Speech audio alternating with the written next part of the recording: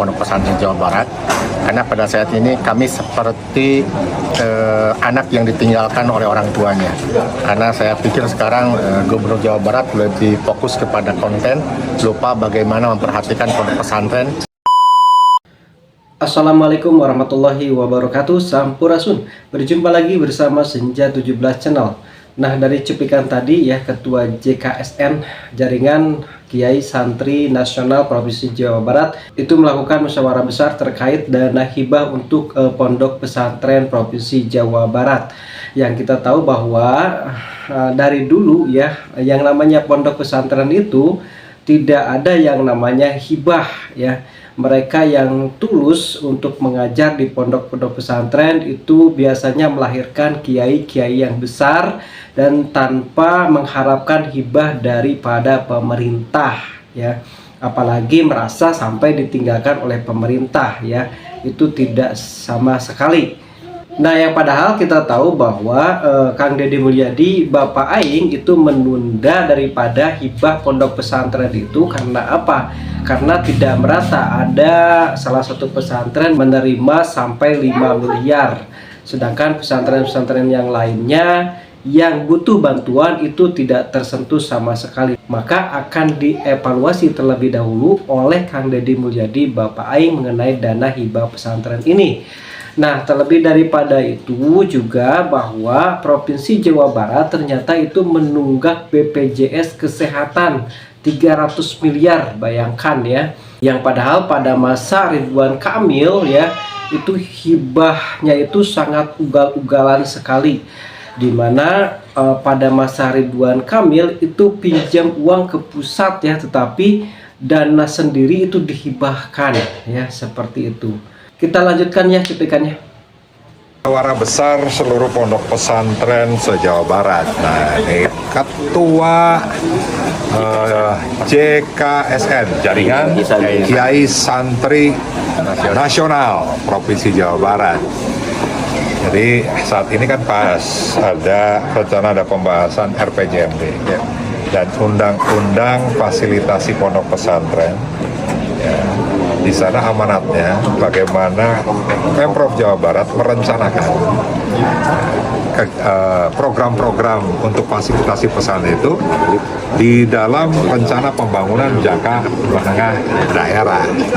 Jadi ada kerja gubernur 5 tahun, ada juga kerja tahunan. Nah, sehingga ini perjuangan kita semua.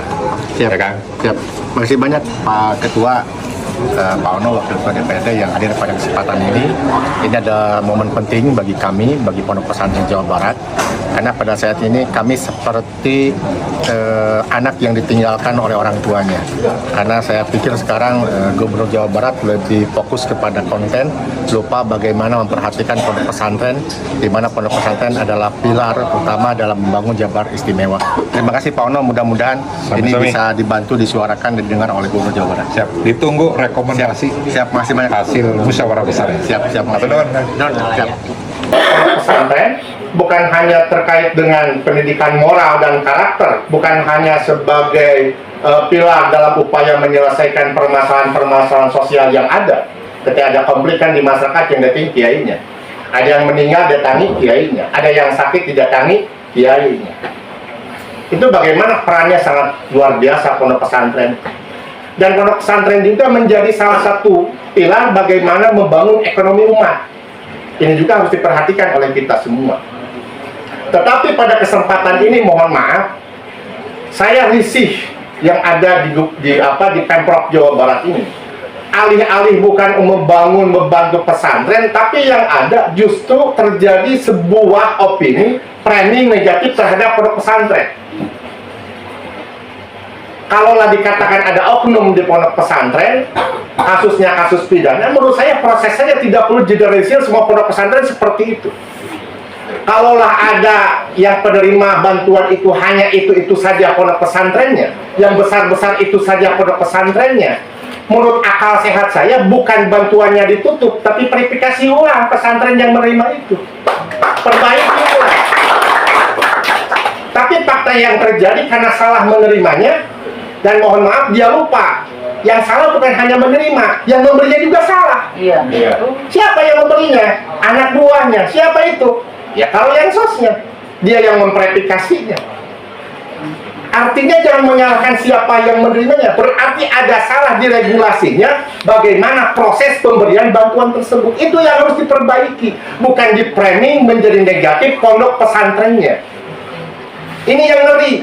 Ketika ada ngomong mengkritisi kebijakan Gubernur Jawa Barat, hibahnya habis. Ketika ada yang mengkritisi kebijakan Barat, hibahnya habis. Emangnya ketika kita mengkritik sesuatu yang salah itu berkaitan dengan hibah? Tidak. Kalau kita pikirkan Bapak Ibu semua, anggaran pondok pesantren itu dihapus. Dan pada waktu kita bersuara, SIPD buat 2026 juga kan dihapus, tidak ada kan ajuan buat pondok pesantren. Bersuaralah kita, kerannya dibuka. Bersuara lagi kita semua, dijanjikan akan masuk kepada APBD perubahan katanya. Tapi sampai saat ini SIPD buat perubahan belum dibuka juga. Ketika ditanya, katanya ada geseran juga buat beasiswa santri, tapi jumlah-jumlahnya tidak ada juga. Maka kumpulnya kita di sini adalah sebuah perjuangan. Wahai Bapak Gubernur yang terhormat, Bapak jadi itu datang ke pesantren, Bapak setelah jadi, ayo bersama-sama dengan pesantren untuk membangun Provinsi Jawa Barat yang istimewa. Nah, Pak Ono dan kawan-kawan habis-habisan untuk memperjuangkan dana hibah Provinsi Jawa Barat ya, khususnya kepada pondok pesantren ya. Nah, mereka itu tidak tahu bahwa banyak sekali sekolah madrasah sanawiyah, madrasah aliyah, madrasah ibtidaiyah itu bangunannya sangat tidak layak sekali, dan juga pondok-pondok pesantren di kampung-kampung yang sangat memprihatinkan sekali ya. Itu perlu disentuh juga. Jangan hanya mereka memperjuangkan untuk dirinya sendiri, tetapi juga harus melihat secara keseluruhan pondok pesantren, kemudian sekolah-sekolah seperti MTS, MA ataupun MP yang sangat memprihatinkan ya. Nah, ini berikut paparan dari Kang Deddy Mulyadi Bapak Aing mengenai dana hibah tersebut ya. Madrasah masih banyak yang jelek, sanawiyah banyak yang jelek, tetapi nanti Pak Kemendag, saya provinsi siap membantu Pak membangun. Problemnya apa sih Kang Deddy hari ini? Agak nahan dana hibah untuk itu. Mesti perlu diomongkan lah, kita tahu apa yang terjadi gitu loh. Pertama, yang menerima itu juga Pak, yang yayasannya berkembang yang punya akses politik, yang yayasannya berkembang yang punya akses terhadap gubernur. Ustadz di Lemur anu terbuka akses politik, tidak punya akses terhadap gubernur, teka bagian Pak diriungkeun, anu narima anu ngariungkeun mana balik ke mau cangke dongkul. Emang saya tahu yang begitu Pak. Sampai Pak saya bukain Pak, bikin yayasan palsu Pak di Jawa Barat untuk nyerap duit Pemprov 2 miliar, 1 miliar, 5 miliar. Makanya saya stop dulu. Saya mau bikin rasionalisasi. Saya minta nanti data Kemenag, berapa madrasah yang harus dibangun, yang jelas siswanya ada, yang dibutuhkan di wilayahnya, Pemprov siap membangun Pak. Sudah kita bangun aja, nanti saya ngumpulin dana dari mana-mana, dari BJB, dari mana-mana, kumpulin semua, ayo kita bangunin. Gak ada lagi pemilihan sekolah pemerintah daerah, sekolah Kemenag, gak ada, semua rakyat Indonesia, rakyat Jawa Barat sekolah di situ. Tapi caranya harus benar, lembaga Islam harus halalan toyiban, harus memberikan contoh. Saya nggak mau nanti ada penerima hibah diperiksa, ajengan Pak 2 jam, 4 jam, cek ajengan nanti teuing teh nyaho. Saya kemarin tuh diskusi dengan teman-teman di PRRI, Kang Deddy terima kasih, itu di stop dong. Kenapa?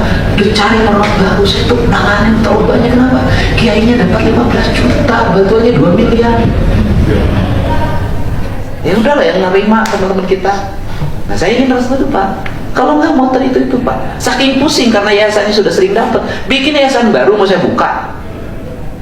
Yayasan baru Pak, nggak terverifikasi. Nih yayasan anyar, nampung 2 miliar, nampung 5 miliar. Sudahlah, bukan saya anti agama, bukan.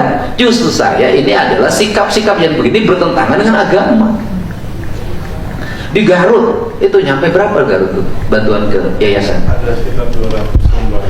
Hampir 300 miliar. 300 miliar.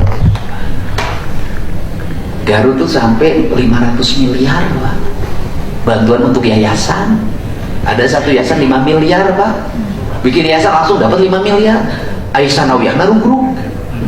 Kan saya ingin besar, kalau mungkin gubernur yang lain nggak berani menghadap saya, berani, udah nggak ada masalah, dicaci maki, dibenci terserah, diomongin mangga, yang penting saya ini merubah sistem. Saya nggak mau uang Jawa Barat hanya dinikmati oleh beberapa orang itu juga. Ada satu pesantren nerima 50 miliar Pak, mau saya sebutin 50 Pak, ngomong atas nama Islam, atas nama agama. Padahal kan kalau dia seorang tokoh, jangan dinikmati oleh yayasan dia dong. Tuh, beret tuh Ustaz Bladi tuh bangunkan madrasahnya 500 juta, seneng ya sekarang. Ini saya bukain Pak.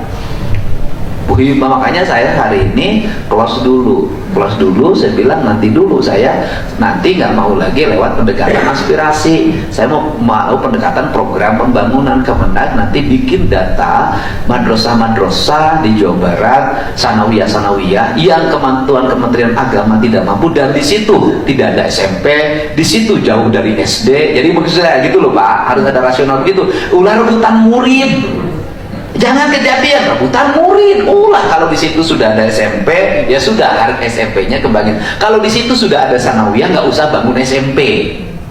Kalau di situ sudah ada madrasah diniyah, ya. Kalau di situ udah madrasah diniyah, sudah madrasah diniyah didorong untuk menjadi bagian sekolah kaltem di situ. Jangan balapan SD di situ. Diurang mah balang, ayah sanawiyah digirin SMP. Ayah madrasah diniyah digirin SD. Pasea guru nage teu akur.